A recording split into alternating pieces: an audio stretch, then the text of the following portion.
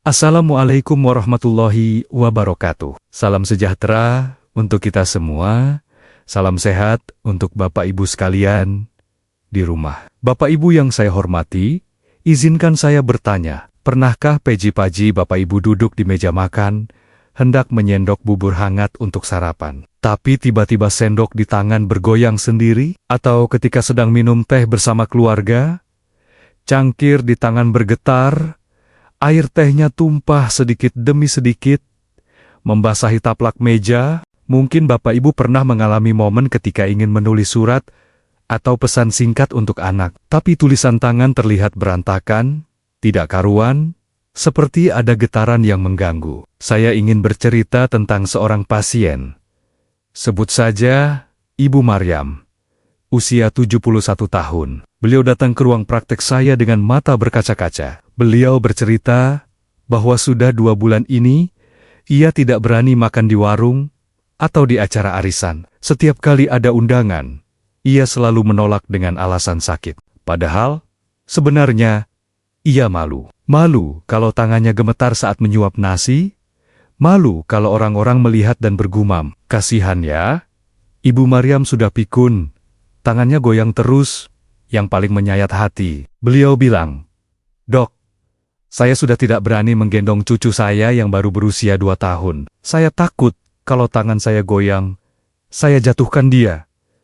Mendengar itu, hati saya terenyuh, Bapak Ibu. Nah, Bapak Ibu, mungkin sebagian dari kita berpikir bahwa tangan gemetar, atau dalam bahasa medis disebut tremor, ini adalah hal yang wajar karena usia. Atau mungkin ada yang langsung berpikiran, "Astagfirullah, jangan-jangan saya kena Parkinson, penyakit saraf yang katanya tidak bisa disembuhkan." Hari ini, saya ingin memberikan secercah harapan. Saya ingin mengatakan bahwa tidak semua tremor itu Parkinson. Dan yang lebih penting, banyak kasus tremor pada lansia yang bisa diperbaiki, bahkan bisa hilang sama sekali, dengan cara yang sangat sederhana dan alami. Bapak Ibu, sebelum kita masuk lebih dalam, saya ingin melihat semangat Bapak Ibu hari ini. Coba Bapak Ibu tulis di kolom komentar, "Saya ingin tangan saya stabil kembali." Lalu tulis juga asal kota Bapak Ibu.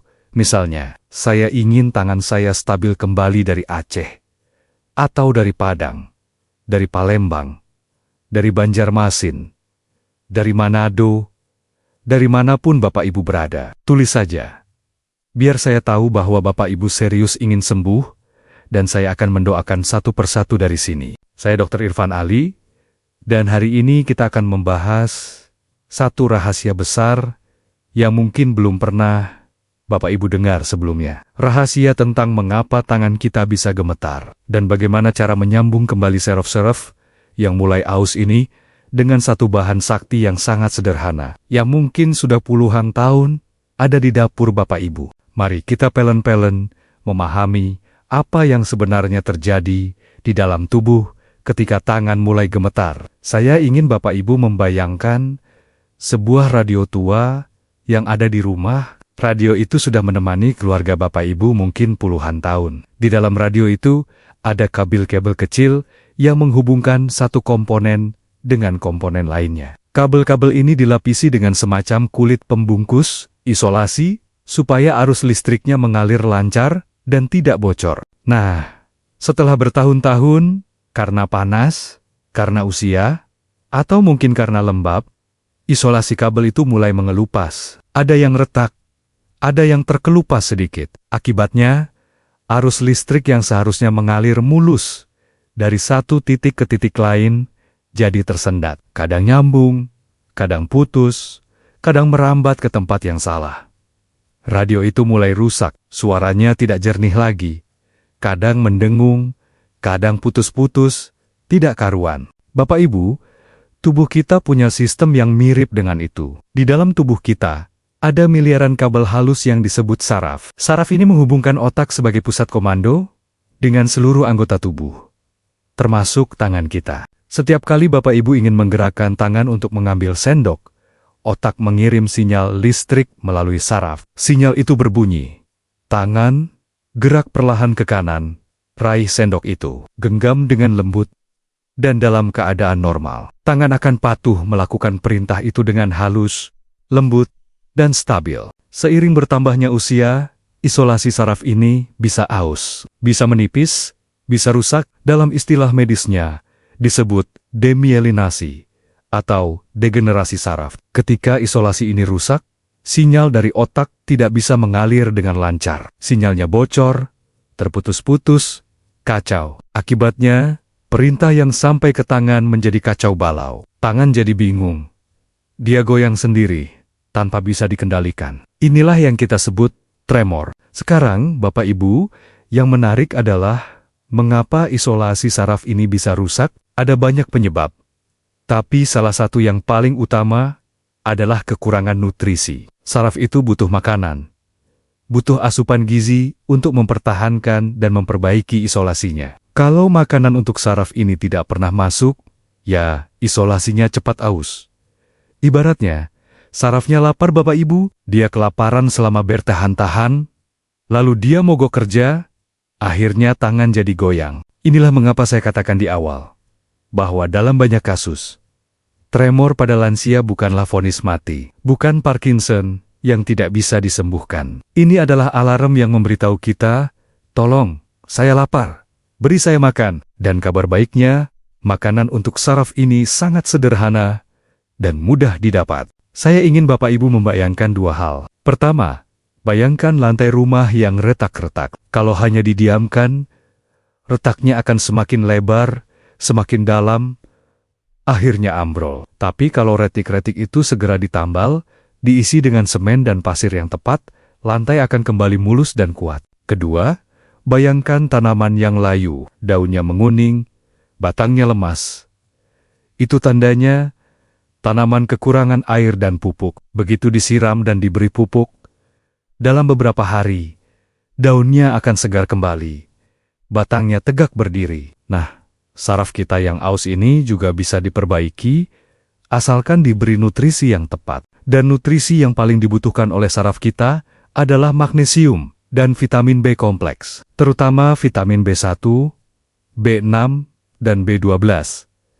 Magnesium ini berfungsi menenangkan sistem saraf, membuat otot-otot rileks. Vitamin B kompleks berperan dalam pembentukan dan perbaikan isolasi saraf. Tanpa kedua nutrisi ini, saraf kita akan terus mengirim sinyal kacau dan tangan akan terus gemetar. Lalu dari mana kita mendapatkan magnesium dan vitamin B kompleks ini?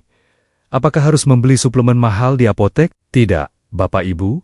Alam sudah menyediakan untuk kita. Ada satu bahan sederhana yang sejak dulu dikenal kaya akan kedua nutrisi ini. Bahannya sangat murah, sangat mudah didapat, dan sudah ada di dapur nenek moyang kita sejak ratusan tahun lalu. Bahan itu adalah kacang hijau. Kacang hijau ini luar biasa, Bapak Ibu. Dalam setiap butirnya terkandung magnesium yang tinggi, vitamin B1, B6, dan berbagai antioksidan yang melindungi sel-sel saraf dari kerusakan. Tapi, cara mengolahnya tidak boleh sembarangan. Ada rahasia di balik pengolahan kacang hijau yang akan menentukan apakah nutrisinya sampai ke saraf kita atau hanya terbuang percuma. Nah, Bapak Ibu, sekarang sebelum kita masuk ke dapur, sebelum kita membahas rahasia cara mengolah kacang hijau ini, izinkan saya menyampaikan satu hal yang sangat penting. Di channel Sobat Sehat Penyakit Dalam ini, kami setiap minggu selalu menyajikan konten-konten kesehatan yang insya Allah bermanfaat, yang kami kemas dengan bahasa sederhana dan penuh kasih sayang, seperti anak sendiri yang sedang merawat orang tuanya. Bapak Ibu, menjaga kesehatan tubuh ini adalah salah satu bentuk syukur kita kepada Allah. Tubuh ini adalah amanah yang harus kita rawat. Dan salah satu cara merawatnya adalah dengan terus belajar. Terus mencari ilmu tentang bagaimana menjaga kesehatan dengan benar. Oleh karena itu, saya mengajak Bapak Ibu, sebelum kita lanjut, tolong tekan tombol subscribe di pojok kanan bawah video ini. Tekan saja. Gratis, tidak dipungut biaya. Setelah itu, jangan lupa tekan juga loncengnya, simbol lonceng itu, supaya setiap kali kami upload video baru, Bapak Ibu dapat notifikasi. Jadi, Bapak Ibu tidak akan ketinggalan kuliah subuh kesehatan dari channel ini. Anggap saja, Ini sebagai pengingat mingguan bahwa ada yang peduli dengan kesehatan Bapak Ibu. Mari kita jadikan niat subscribe ini sebagai bagian dari ikhtiar kita menjaga amanah tubuh yang diberikan Tuhan. Dengan subscribe, Bapak Ibu berarti berkomitmen untuk terus belajar merawat diri. Saya tunggu ya Bapak Ibu, tombol subscribe-nya ditekan. Sudah? Alhamdulillah. Terima kasih banyak. Sekarang, mari kita lanjut ke dapur. Mari kita buka rahasia. Bagaimana mengolah kacang hijau ini menjadi sari penyembuh saraf yang luar biasa. Saya akan pandu langkah demi langkah dengan sangat detail, sehingga Bapak Ibu bisa mempraktikkannya sendiri di rumah dengan mudah. Bapak Ibu yang saya hormati, sekarang mari kita bayangkan, kita sedang berada di dapur. Kita akan membuat sari kacang hijau kental yang menjadi rahasia penyelamat saraf ini. Saya akan ceritakan bagaimana warna, aroma, dan rasanya, supaya Bapak Ibu bisa membayangkan, dan nanti saat membuat sendiri, sudah tidak bingung lagi. Pertama, siapkan bahan utamanya. Kita butuh kacang hijau. Pilih kacang hijau yang masih bagus, butirannya utuh, warnanya hijau segar, tidak keriput, dan pastikan tidak berjamur. Untuk 1 kali masak, kita ambil kacang hijau sebanyak 5 sendok makan penuh. Sendok makan biasa yang kita pakai untuk makan, ya Bapak Ibu. Kedua, kita cuci kacang hijau ini. Masukkan ke dalam mangkuk, cuci dengan air mengalir, aduk-aduk dengan tangan. Buang air cucian pertama yang keruh. Lakukan 2 atau 3 kali sampai air cuciannya benar-benar bening. Ini penting untuk membersihkan debu dan kotoran yang menempel. Ketiga, langkah perendaman. Setelah dicuci bersih, rendam kacang hijau dalam air bersih. Gunakan air mineral atau air matang yang sudah dingin. Tuangkan air kira-kira 3 gelas atau sekitar 600 ml. Pastikan semua kacang terendam. Tutup mangkuknya dengan kain bersih. Biarkan selama 8-12 jam. Paling baik dilakukan semalaman. Misalnya Bapak Ibu rendam jam 8 malam, besok paginya jam 7 atau jam 8, sudah 12 jam. Nah, Bapak Ibu selama perendaman ini, terjadi proses yang ajaib. Kacang hijau akan mengembang. Air rendaman akan berubah warna menjadi agak keruh kehijauan. Ini tandanya enzim-enzim dan zat-zat aktif mulai keluar. Tapi untuk resep kali ini, air rendaman pertama ini akan kita buang. Kenapa? Karena air rendaman pertama mengandung asam fitat, zat yang bisa menghambat penyerapan mineral. Jadi kita buang, lalu bilas kacang hijau sebentar dengan air bersih. Keempat, sekarang kita masuk ke proses memasak. Masukkan kacang hijau yang sudah direndam dan dibilas ke dalam panci. Tambahkan air bersih baru sebanyak 4 gelas, atau sekitar 800 sampai 900 ml. Nyalakan api kompor dengan api sedang cenderung kecil. Jangan gunakan api besar, karena api besar bisa merusak kandungan vitamin B yang rapuh. Kita ingin memasak dengan perlahan, dengan penuh kesabaran, seperti kita merawat orang tua kita sendiri. Biarkan air mendidih, lalu kecilkan api. Biarkan mendidih perlahan selama 45 menit sampai 1 jam. Selama proses ini, Bapak Ibu akan melihat perubahan yang indah. Airnya perlahan-lahan berubah warna menjadi hijau pekat, seperti warna daun pandan yang direbus. Aromanya akan mulai tercium, harum khas kacang hijau matang, wangi yang menenangkan dan mengingatkan saya pada masa kecil ketika ibu saya membuat bubur kacang hijau di dapur. Sesekali aduk perlahan agar kacang hijau tidak lengket di dasar panci. Bapak Ibu akan melihat kacang hijaunya mulai hancur, meleleh, menyatu dengan air. Inilah saatnya sari terbaik keluar dari kacang hijau. Warna air akan semakin pekat, semakin hijau gelap. Teksturnya akan sedikit mengental. Tidak seperti air biasa, tapi lebih seperti sari buah yang kental. Setelah 1 jam, atau setelah air berkurang menjadi sekitar setengahnya, matikan api, biarkan hangat-hangat kuku, jangan langsung disaring saat masih mendidih. Lalu saring air rebusan ini menggunakan saringan kain atau saringan teh yang rapat. Tampung air saringannya dalam gelas atau teko. Ampas kacang hijaunya, bisa Bapak Ibu makan sendiri sebagai bubur. Tapi untuk pengobatan tremor, kita fokus pada air saringannya. Air saringan inilah yang kita sebut sari kacang hijau kental. Warnanya hijau pekat, aromanya harum, rasanya gurih, dan sedikit manis alami. Kelima, cara konsumsi. Sari kacang hijau ini sebaiknya diminum dalam keadaan hangat, bukan dingin, bukan panas. Hangat-hangat kuku paling baik. Minumlah 1 gelas di pagi hari, sekitar 1 jam setelah sarapan. Jangan diminum saat perut kosong, karena bagi sebagian orang bisa menyebabkan kembung. Dan 1 gelas lagi di sore hari, sekitar jam 4 atau jam 5 sore, atau bisa juga malam hari sebelum tidur, asalkan sudah 2 jam setelah makan malam. Saat diminum, Bapak Ibu akan merasakan sensasi hangat yang merambat dari tenggorokan ke perut. Rasanya lembut, creamy, dengan aroma khas kacang hijau yang menenangkan. Bapak Ibu bisa menambahkan 1 sendok teh madu asli kalau ingin rasa manis alami, atau sedikit kayu manis bubuk untuk menambah aroma. Tapi hindari gula pasir, karena gula pasir justru bisa memicu peradangan. Lakukan ini secara rutin setiap hari. Jangan hanya 1-2 hari lalu berhenti karena belum melihat hasil. Ingat, saraf kita butuh waktu untuk memperbaiki diri. Beri waktu minimal 3 minggu. Di minggu pertama, mungkin getaran masih sama, tapi Bapak Ibu akan merasakan tidur lebih nyenyak, perasaan lebih tenang. Di minggu kedua, getaran mulai berkurang frekuensinya. Di minggu ketiga, Bapak Ibu akan mulai bisa memegang sendok dengan lebih stabil, menuang air ke gelas tanpa tumpah. Saya selalu ingatkan, ini adalah proses. Kesabaran adalah kuncinya. Seperti kita menanam pohon,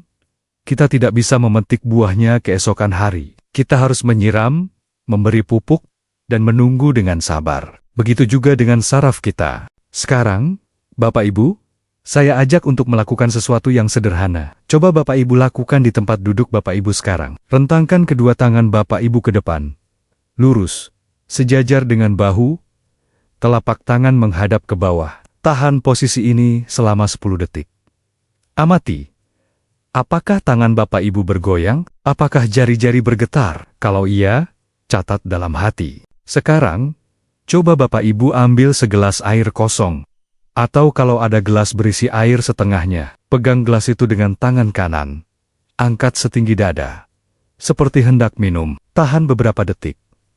Apakah air di dalam gelas berguncang? Lakukan juga dengan tangan kiri. Tes sederhana ini akan membantu Bapak Ibu memantau perkembangan setelah rutin minum sari kacang hijau. Nanti, setelah 3 minggu, Bapak Ibu bisa coba lagi dan bandingkan. Saya yakin, dengan kesabaran, hasilnya akan berbeda. Bapak Ibu, izinkan saya berbagi satu kisah nyata yang sangat menginspirasi. Ini tentang Pak Karsono, pensiunan pegawai negeri, usia 74 tahun, yang saya temui beberapa bulan lalu. Pak Karsono datang dengan wajah murung. Beliau bercerita bahwa sudah setahun ini, ia tidak pernah makan bersama keluarga di meja makan. Setiap kali makan, ia memisahkan diri, makan sendirian di kamar. Kenapa? Karena ia malu. Tangannya gemetar hebat saat memegang sendok, nasi, dan lauk selalu tumpah. Beliau juga bercerita bahwa yang paling menyakitkan adalah ketika cucunya yang berusia 4 tahun bertanya, "Kakek, kenapa tangan goyang? Kakek sakit ya?" Mendengar itu, Pak Karsono merasa sangat terpukul. Ia takut kalau cucunya akan takut padanya. Takut untuk didekati. Saya tanya riwayat kesehariannya. Ternyata, Pak Karsono punya kebiasaan minum kopi 5-6 cangkir sehari, setiap hari, tanpa gagal. Kopi itu bersifat diuretik, membuat kita sering buang air kecil, dan sekaligus menguras magnesium dari dalam tubuh. Magnesium ini larut dalam urin, dan keluar bersama air seni. Selama bertahun-tahun, Pak Karsono kehilangan magnesium setiap hari tanpa pernah menggantinya. Akibatnya, sarafnya kelaparan, isolasinya aus, dan tangannya gemetar. Saya jelaskan hal ini kepada Pak Karsono. Saya minta beliau mengurangi kopinya secara bertahap, cukup 1 cangkir di pagi hari. Dan yang paling penting, saya resepkan sari kacang hijau kental ini untuk diminum setiap hari. Saya minta beliau bersabar, lakukan selama 3 minggu, dan datang kembali. Alhamdulillah, 3 minggu kemudian, Pak Karsono datang dengan senyum lebar. Beliau bilang, "Dok, Saya sudah bisa makan bersama keluarga lagi. Tangan saya masih sedikit goyang, tapi sudah jauh lebih stabil. Saya bahkan berani menyuapi cucu saya lagi. Beliau juga cerita bahwa tidurnya lebih nyenyak. Dan yang paling penting, rasa percaya dirinya kembali. Saya tanya, apa rahasianya? Beliau bilang, saya minum rutin dok, setiap pagi dan sore, tidak pernah bolong. Saya juga kurangi kopi, sekarang cuma sekali sehari. Itu kuncinya, Bapak Ibu, konsistensi. Bukan obat ajaib, tapi konsistensi dalam merawat diri. Mungkin Bapak Ibu juga punya cerita serupa. Mungkin Bapak Ibu juga punya kebiasaan yang tanpa sadar menguras nutrisi saraf. Atau mungkin Bapak Ibu sudah mencoba berbagai cara, tapi belum berhasil. Jangan putus asa. Coba mulai dari sekarang.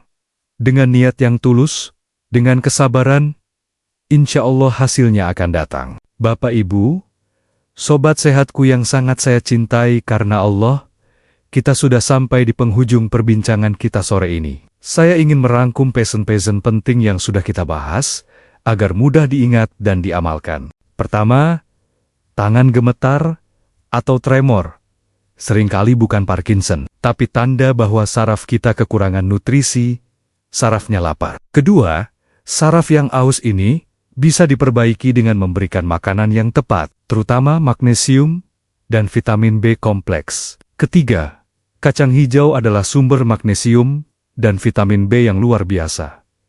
Dan kita sudah belajar cara mengolahnya menjadi sari kacang hijau kental yang penuh nutrisi. Keempat, konsistensi dan kesabaran adalah kunci. Jangan berharap hasil instan, beri waktu tubuh untuk memperbaiki diri. Kelima, kurangi kebiasaan yang menguras nutrisi, seperti kopi berlebihan, kurang tidur, dan stres. Nah, Bapak Ibu, sekarang saya ingin menyampaikan pesan yang sangat penting. Jangan biarkan ilmu ini berhenti di Bapak Ibu saja. Ilmu kesehatan itu seperti air, kalau menggenang akan keruh, tapi kalau mengalir akan jernih dan bermanfaat bagi banyak orang. Oleh karena itu, saya mengajak Bapak Ibu, setelah video ini selesai, tolong bagikan video ini ke grup keluarga, grup arisan, grup pengajian, atau grup WA pensiunan. Bagikan ke tetangga, ke saudara, ke siapapun yang Bapak Ibu sayangi. Anggap ini sebagai sedekah jariah. Setiap kali ada teman atau saudara Bapak Ibu yang menonton,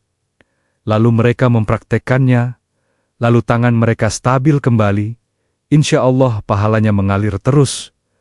Untuk Bapak Ibu, ini adalah investasi akhirat yang tidak ada duanya. Saya ingatkan, jangan hanya dibaca, jangan hanya ditonton, tapi praktikkan. Dan jangan lupa, bagi yang belum subscribe, silakan subscribe dulu ya. Tekan tombol subscribe-nya, gratis, dan bagikan video ini sekarang juga, sebelum Bapak Ibu melanjutkan aktivitas lain. Karena kita tidak pernah tahu, mungkin ada saudara kita yang saat ini sedang putus asa karena tremor. Dan video ini bisa menjadi jawaban atas doanya.